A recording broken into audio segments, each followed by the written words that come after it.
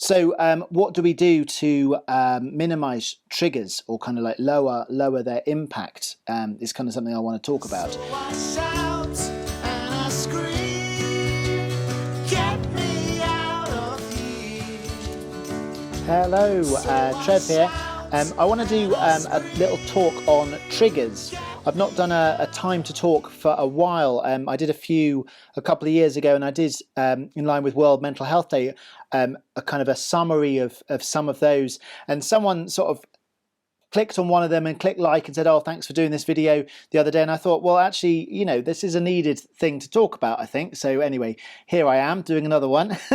And this is on triggers. So what are triggers, first of all? So a trigger might be something that reminds you of a bad experience. So if you look it up in a dictionary, it might say it triggers a traumatic event in your past. And it could be a picture, it could be a smell, it could be an event, it could be a place. You know, there's lots of things that could trigger you.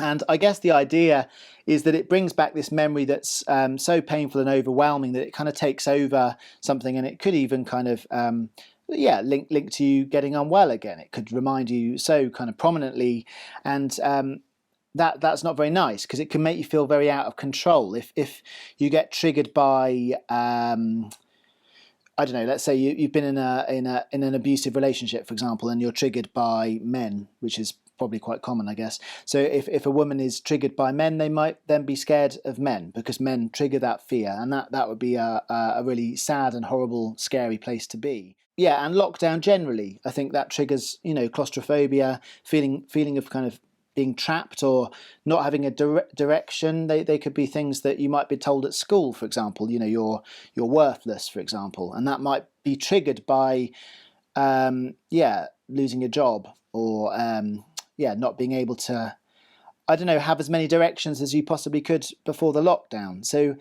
I think the kind of idea of triggers is quite an important topic.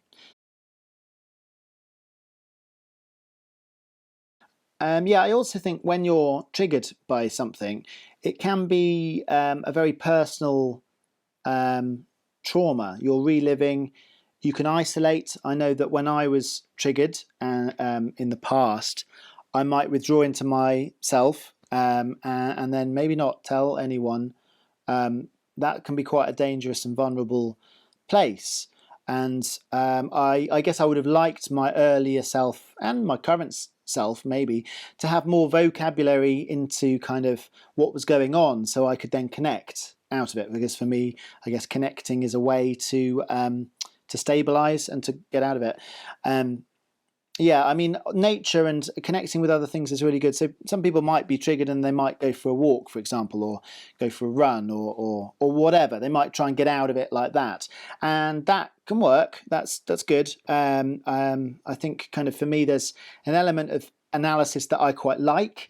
That's my personality type. Not everyone's into that, but I quite like the idea of kind of being able to understand why things happen in my brain a bit better. And for me, that's often quite helpful, as well as perhaps other strategies as well.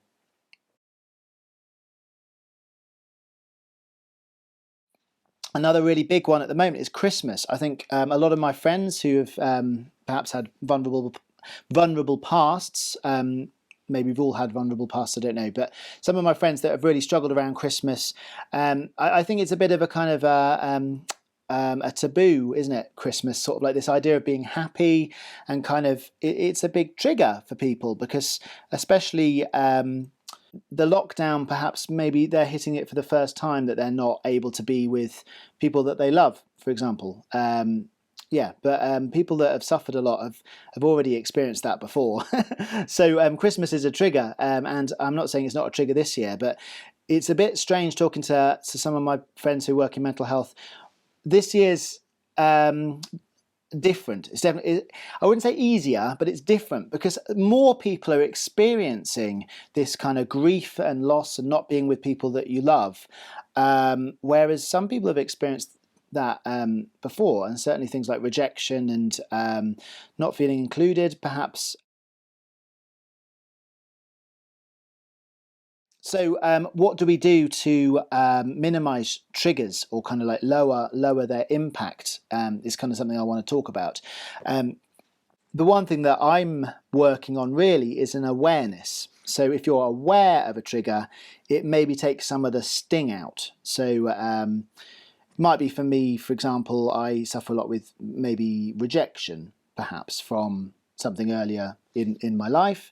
And if I don't feel kind of included, maybe that triggers that emotion. And it might not be conscious in the kind of the present event. So it could be that the present is quite small and it triggers that pain of certain things. I don't want to share too much because this is a video, but go to counselling and talk to trusted friends and stuff. But I did want to open it a bit. But yeah, so for me, yeah, if I want to share, which I do, about rejection being a big trigger, if I'm aware of that, and I get this overwhelming feeling kind of coming up, I might be able to step back a bit and process it a little bit easier. If I've worked on where it's come from a bit already, and I'm more aware of that, perhaps the kind of the linking thing in the present maybe kind of has less sting, less power. Yeah. The other thing is perhaps having some headspace, which I know that a lot of people perhaps are struggling with at the moment. If you're kind of very chaotic and anxious, it's very hard to process things. So to try and find some space and to meditate is something that I'm still working on. It's a work for me, but if I develop some headspace and then some event triggers something, I'm more able to step back and process it. So the other thing that I've been working on in myself is maybe when I unintentionally trigger someone else. So I might do something or say something that triggers an emotional reaction that comes back a bit bigger or stronger than I expect. And I guess I'm hoping to try and be more compassionate in understanding that often there are scars and fractures underneath that I don't know about. And I think I spent a lot of my life thinking that everyone else has had a really easy time and I was the only one with scars, should I say. So I would kind of walk around kind of a bit like stompy kind of, and not really taking consideration of other people's feelings, I guess.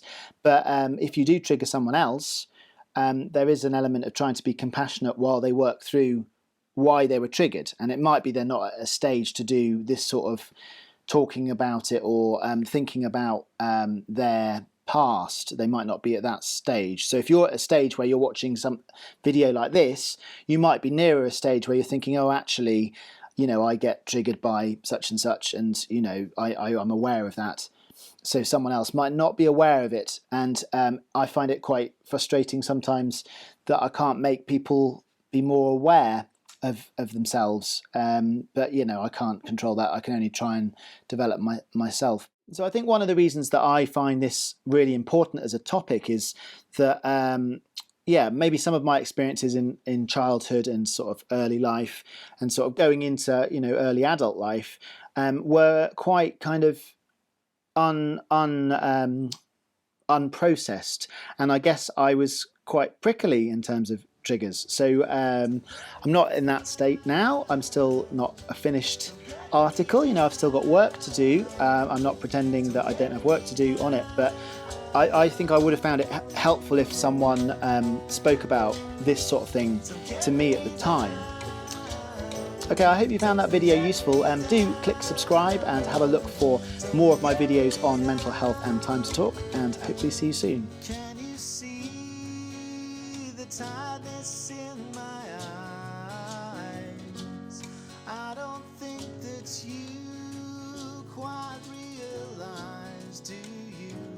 We've been locked down for one too many days now, and it's too much. Our minds have given